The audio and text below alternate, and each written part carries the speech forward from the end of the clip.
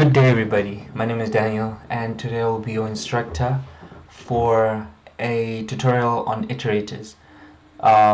So first and foremost, what are iterators? Iterators are a way in which you could interact with containers in C++ that make it convenient, and there's just a whole lot of benefits such as code readability, code reusability, and many more. I'll explain these benefits as I give you guys a tutorial on how to use iterators, and this is kind of like a deep dive, so bear with me if you feel like I'm explaining things that are not necessarily necessary. Okay, so first of all, I'm going to explain how you can actually use an iterator. First of all, my project structure, right? So I'm including IOStream, vectors, lists, and forward lists. So if you know what vectors are, they are an array-like container. If you don't know what vectors are, you can go watch my previous tutorial. Lists, these are doubly linked lists. Really, a node in the middle is connected to the one before it and the one after it. And then a forward list is actually a linked list. So in a linked list, one particular node can only lead you to the next node that is ahead of it. It cannot go behind. It doesn't know the data behind it. So those are the containers that we're going to be using. So first and foremost, let me create a function that takes all types of containers for demonstration purposes, and I'm going to show you how you can actually use an iterator, right? Create a function that takes all types of containers, and we're gonna have types, right? So how do I actually do this? Alright, let's just create the function first. So it's a void function, print, let's just name it print, and then it's gonna take arguments, but before that just say type name, not type name, but template, and then we're gonna say type name t, right? And then the arguments will be const t, reference the container or the container name, right? Let me just say container name for readability purposes. And then this container name, we want to actually traverse it using iterators, etc. But before that, we need to actually create the iterator. So how would you go about creating the actual iterator? You would say type name t, create the iterator, but instead of that we would say const iterator in this purposes, and then we would give it a name which would be it, and then that it we would have we would actually state what it holds. So it is actually a pointer, so it needs to point to the first element inside the container. So we would say container name dot begin, right, like that. And then we want to create a loop to actually iterate through these elements inside the container. So how we go about that would be, so there's a for loop, so it, right? So it's basically, in a for loop you would say for, let's say integer I is equals to 0, semicolon, and then it is smaller than the array length, etc., etc., and then you would iterate.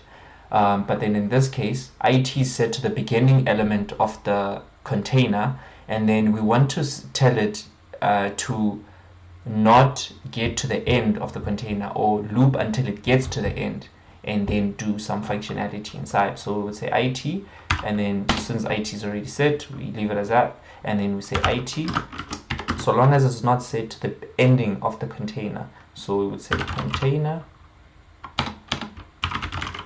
name dot end, and then we would increment it, and then let's just print out the elements inside the container, std cout it. This is how you would go about it, std end line.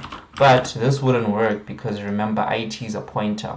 So, and a pointer is, if you output a pointer, it'll just give you the memory address of that element that you're looking for.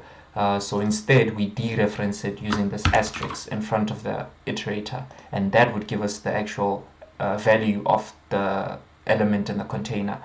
So here we actually initialize 3 containers. Let's just call a function and use either one of these containers to output our elements. So we're going to call the function print, and then let's just start with the vector. And then if this is my compiler, you would probably be using an IDE or something. You just run the program if you're following along. And then I wouldn't advise you to actually follow along for this part of the tutorial. This is for just demonstration purposes. If I compile, nothing is outputted. If I actually run the program, and then we get 1 to 6, and this would work if I have vector here, flist or list. It works the same way. Now you can start coding along. Let me just show you how you can actually use an iterator in the normal sense, right? So to create an iterator or declare an iterator, let's say for a vector, this is how you would go about it. You would say std vector integer, and then I would say iterator, and then the name of the iterator. In my case, I would say it's IT. And then I would actually initialize it. I want to initialize it to the beginning of my vector. So this vector, since we're using a vector right here, so we'll say vec.begin. And then I would want to loop out the elements inside that vector. So I'll just copy this code really, paste it here, and then instead of container name, we would have vec. So until vec.end, since we're using this vector, this is for this. This would only work for this, right? So since I have that there, I've commented out this print function. Let me compile that, and then it does compile. Let me run it, and then we have the exact same output. So this is how you would probably use it usually if you're a beginner or whatnot, or standardized stuff. People don't usually do things like this. I just created this function so that I could use multiple containers inside of this one function for demonstration purposes, right? So this is how you would go about it. Let me just comment this out for now. Go back in this function, and this would work for any container. Like I said, if I passed in forward list and list, etc., it will work exactly the same way. What wouldn't work actually would be if, let's say, I didn't use iterators, and this is the whole point of the video.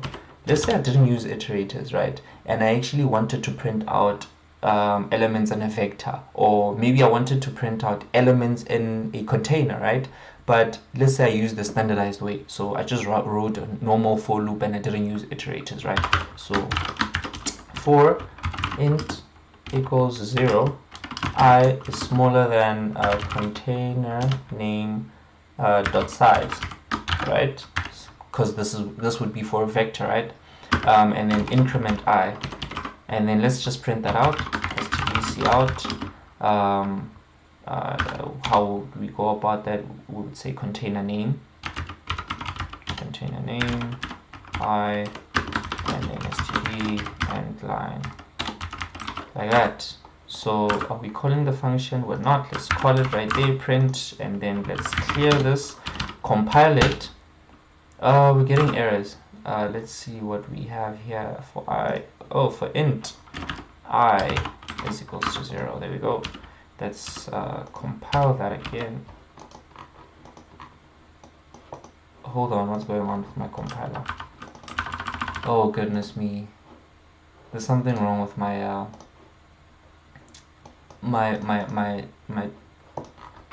okay, there, it's back. Whew. Jeez. Alright, let's try that again. Compile, and then let's run that. There we go, we have our output. Great. So we have our output, right? We have our output. We've successfully traversed and printed out elements from the vector, since we passed in a vector right here. See what happens if we pass in a list. list, right? or a forward list. If we compile, we get an error. Why? Because forward lists don't support this operand. So the whole point of what I'm trying to show you guys is that this code wouldn't be used by you using a different container, but it would be used if you used a vector. It will only work for vectors. If you use a different container, it just wouldn't accept it, because this is only acceptable in vectors. So that's the whole point. That's the whole point. We disregard this and we use iterators most of the time because of code reusability, right? So this piece of code right here would work for any type of container that you pass. Not any type, but well, for most containers, because some containers are really different. But yeah, that's basically it. So now I want to show you the difference between bidirectional forward iterators, random access, and input-output iterators, right? So what are bidirectional iterators, forward iterators, etc.? So we have different types of iterators. We have input-out iterators, output iterators. These basically have the same power. Input iterators are usually you would usually use, or you actually use when you call cin, or when you use maybe a file and you're trying to extract data from a file. What actually ends up happening under the hood is that there's a pointer that goes through each and every single character inside that file, and it reads that value. So input, it just reads. Or when you're using a arguments from C++ and you're passing in data, the input iterator would basically read each and every single individual character or element from whatever it is that you passed it. Output iterators work exactly the same way. The only difference is that they output stuff to the screen or whatever. And then they have the same power, right? Same functionality really. It's just that this one is input, this one is output. And then above that, or a level above that, we have what you call forward iterators. Forward iterators can do exactly what input and output iterators can do. The only difference is that they can actually move in a forward direction. So they can move, so you can pass in a container to them, and then they can move in a forward direction through that particular container, and they could read those values and they could print those values. You understand? But here's the limitation: they cannot go backwards. And here's where bidirectional iterators come into play. Bidirectional iterators are a level higher than forward iterators, and so they encompass all the functionalities of forward iterators, of which encompasses all the powers of input and output iterators. And bidirectional iterators can go in a forward direction while reading and printing, and they could also go backwards while reading and printing.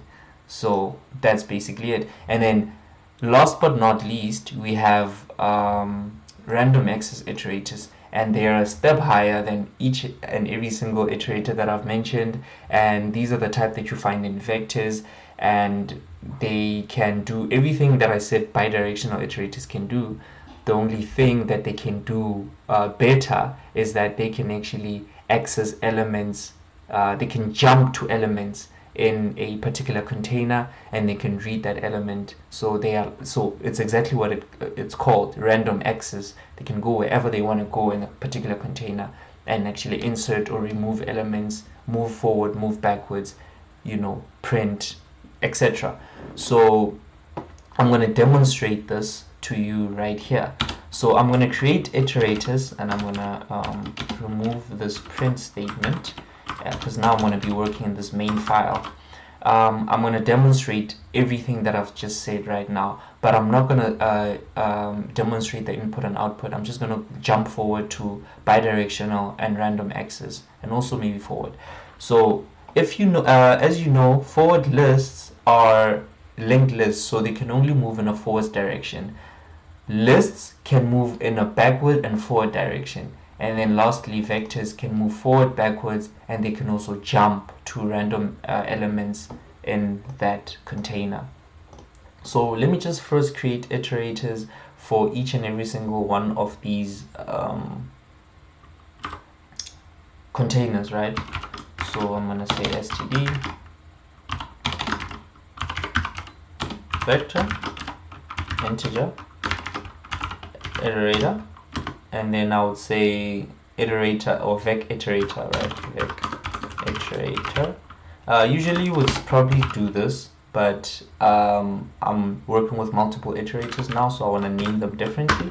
And now I would give them, I want to set the iterator to the beginning of the actual vector or the beginning of the container. And it would be vec, the name of the container, dot begin. Right? So now this iterator is pointing to the beginning element of this vector. And I would basically do the same for all these containers. I'll just be changing the actual container name, forward list, and this would be let's see, not vec iterator, but flist iterator, and this would be flist, and similarly list and list. Right, so that's perfect. Now let me demonstrate the powers of the forward, bidirectional, and random access. Now let's start with a forward list, right? Forward list can only move in a forward direction. So what you could do is that I could increment f iterator. So let's just increment that forward iterator plus plus, right? Let's just print it out. std flist iterator std end line can type today, but remember it's an iterator, so I would need to dereference it using this asterisk, and doing that I could now print out or compile and then print out the iterator. So don't know if you guys can actually see that. Let me compile it again and then print that out. It gives me 2. Why? Because 2, remember, since we've since this is the forward list iterator, we've set flist to the beginning, which is 1, and then we iterated it once. Now it jumps over to 2, right? So that works. If I, however, were to try and go forward and then go backwards like this, flist iterator, if I were to go back, you see how that's already giving me a problem. Let me just try and compile that. It will not work. You cannot go backwards in a forward iterator. You can only go forward. However, let me just comment that out. If I were to go forward and backwards in a list iterator, which can go forwards and backwards, list iterator plus plus, and then list iterator go backwards, and then let's try and print that out. Pointer to list iterator std and line. This will work because it can go forwards and backwards. As you can see, it prints out. Okay, so this 2 is from this iterator, but I'm sure you get. Okay, my compiler stuck again. Jeez. But I guess you guys understand the gist of what's going on. It can go forward and it can go backwards. The compiler did not give me any issues while trying to run this piece of code right here. However, there's a limitation with the list iterator. I cannot randomly access or jump over elements. So if I were to say list iterator plus 4, or let me plus 2 for instance, right? Let's see if this works now. Okay. If I compile that, I have a problem. Plus 2, it's not supported because it's a forward, it's a bidirectional. You can only go forward and backwards. You cannot now start jumping around. However, let me comment that out. If I were to use the vector iterator, right, right here, and then I would go forward, back iterator. If I were to go backwards, Let's see. And then if I would also jump vec iterator plus 3, for instance, and let's just try and print that out. Let me comment this list iterator and comment it out, and then let me try and run this. Okay, we compiled it. It compiled, so it worked. Now let me try and print that out. It gives me 1. So I gave me 1 vec iterator. Okay, so we incremented from here. What was the vector? We were here, we incremented once, we went here, we went back here, and then you said vec iterator plus 3. 1, 2, 3. It's supposed to give me 4. I don't know why it gave me 1. Let me just try and see what exactly I did wrong. So it gave me 1 now. Let me say vec iterator plus 2 and see what it gives me. It gives me 1 again. Oh, this is list iterator. Jeez. Okay, vec iterator. So let's just don't increment anything, but go exactly to 2 steps in the future, like that. Gives me 1 still. I don't know exactly what's going on. Vec iterator plus 2. Iterator, vec iterator, vector begin plus 2. Interesting. However, my whole point here now is this would work. I'm sure there's a bug somewhere that I did. I wrote a lot of code and it's late at night. But that's basically it. Vec iterator would actually allow you to skip through elements, and it will also allow you to randomly access elements, right? And that's basically how you could you use iterators, or you work with iterators. There's one last thing that I want to show you guys. It's using range-based for loops as an alternative if you are allowed. So basically you could create it. Let's say you could create some sort of function that let's say you create a function and you just want to use iterators. You don't really want to think too much about things. You could use this method right here, but there's a better way of doing things.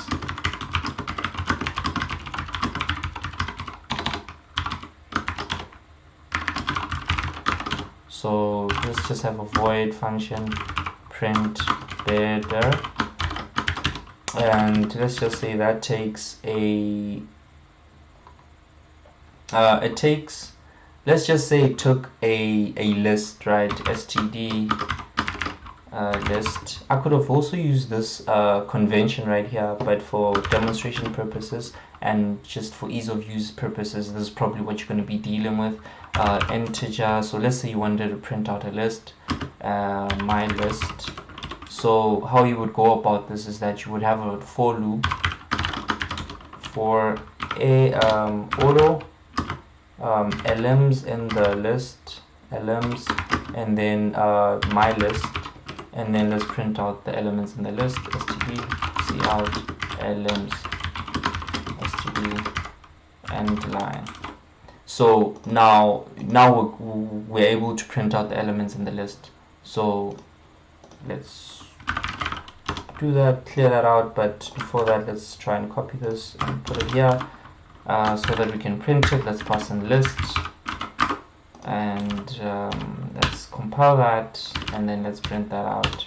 So there we go. So now we have the elements of the list being printed out. And similarly, if you could use this code for any container. So if I were to change this and say f list forward list f list, let's say f list, and then we'll pass in the actual f list in here, and we compile that and we output that same thing. So that also works. Now let me just try and explain what exactly is happening here. This form of coding was introduced in C++ 11, and what basically happens is that it avoids this form of practice. So it makes code more readable. It uses iterators but it's under the hood. You don't really get to deal with them or see them. It makes code more readable, and it's just the best way of going about things.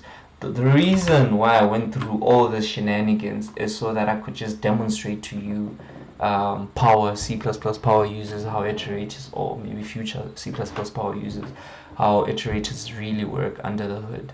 And with that, that's me, and this has been the tutorial. Please like and subscribe, and I'll see you guys in another video. Cheers.